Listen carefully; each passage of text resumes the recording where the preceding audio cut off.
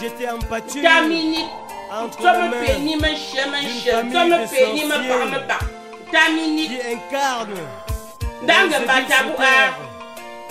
oui, j'étais entre ses mains de démons. Qu'elle lui fit confiance. Que Dieu ne tuait.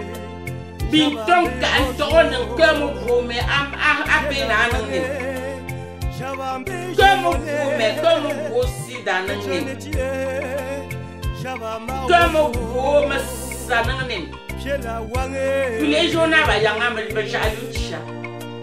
Jalun chan elande le kadi le nangamwa le kadi le futchanga mo mi kusani le kadi yona elle connaissait mon statut que je suis une mère de famille et une responsable et à cet effet si elle m'envoie vers une personne, il ne faudrait pas qu'elle se contente de me sortir le baratin, le mensonge qui tue. Non. Il faut pour cela qu'elle me dise la vérité. Même si c'est une vérité pour laquelle je peux arriver à contourner. Parce que mon honnêteté et mon engagement fait que si j'avais su que ce Fidou-là était un séropositif et qu'il ne savait pas trop comment en informer, les préservatifs alors, puisque à chaque voyage, je lui fournissais des préservatifs, je vous dis bien en tonnes. En tonnes.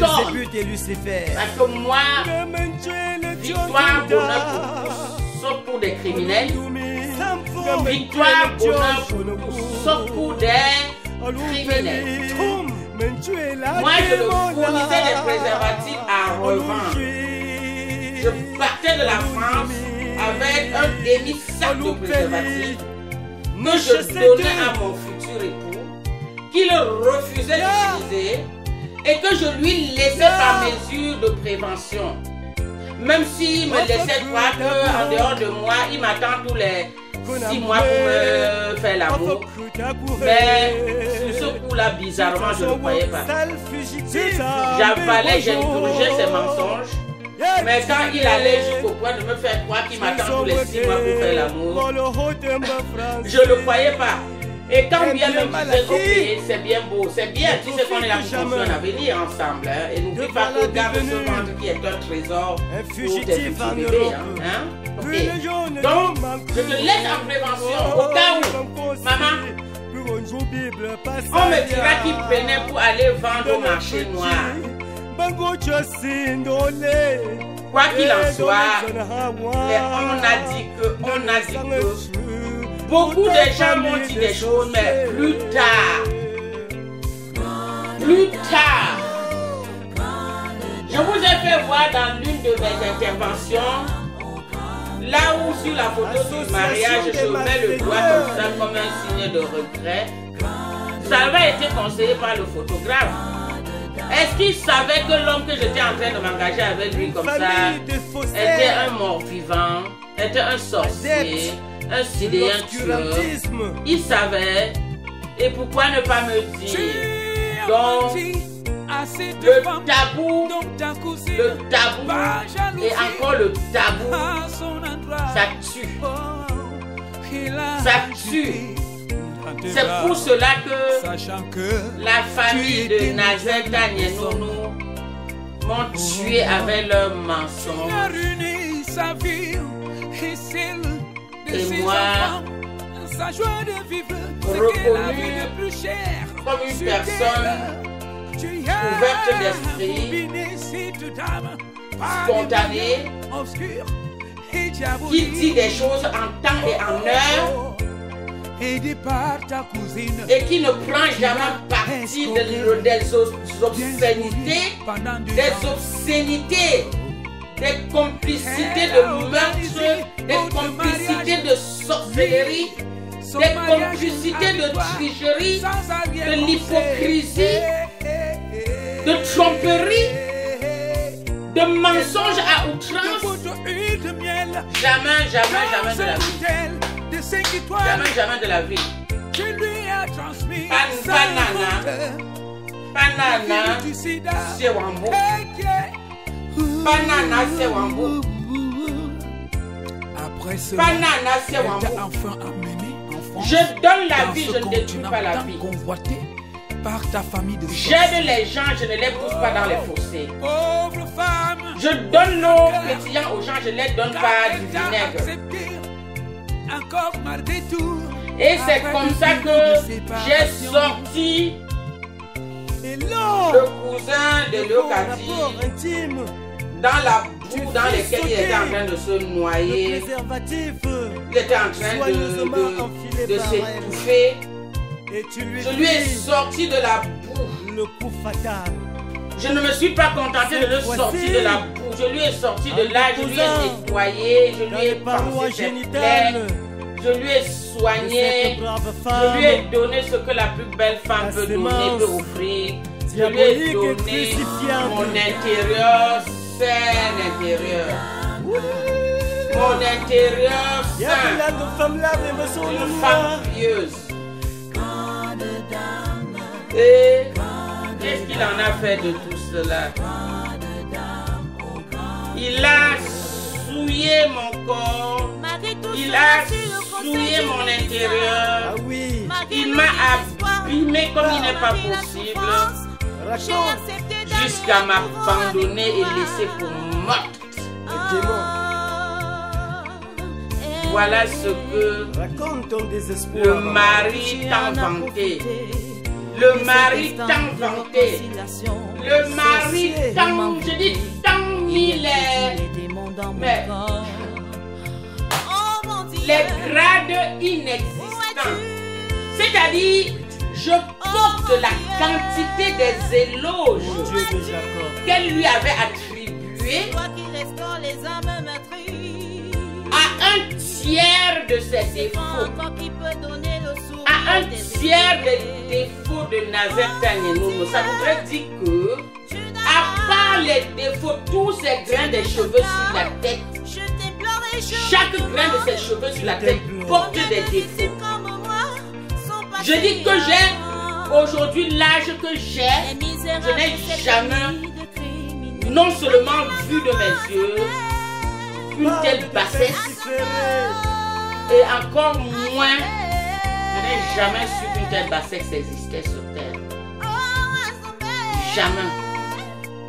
Parce que dans l'histoire de trahison là, on entend dire oui, on a abusé, on l'a marié, on l'a amené en Europe, elle a fui, Ok, tu fuis, ne sais tu t'en vas reprendre ta vie ailleurs.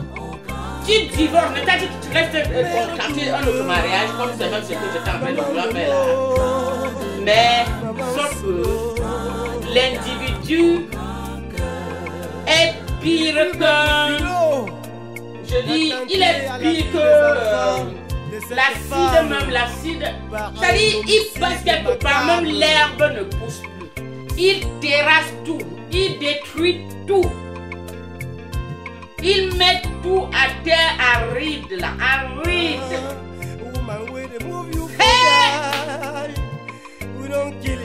Le sidéen sorcier en voûteur, mythomane, vagabond, vaurien, qui m'a valu, qui m'a coûté 200 000 euros. 200 000 euros. Sans compter mon temps. J'ai été licencié tellement je ne travaillais plus. J'ai passé mon temps à prendre les permissions pour aller le voir au Cameroun.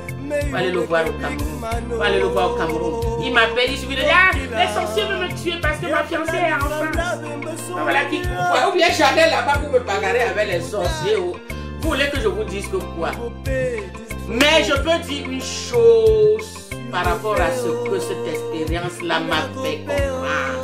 Et surtout, depuis que le sidéen sorcier en voûteur est venu m'introduire cette fois-ci cet totem dans mon corps. J'ai les totems de cet homme-là mais qui ont environné mon corps jusqu'à ce qu'ils prennent mon corps pour leur terrain de football. Hein.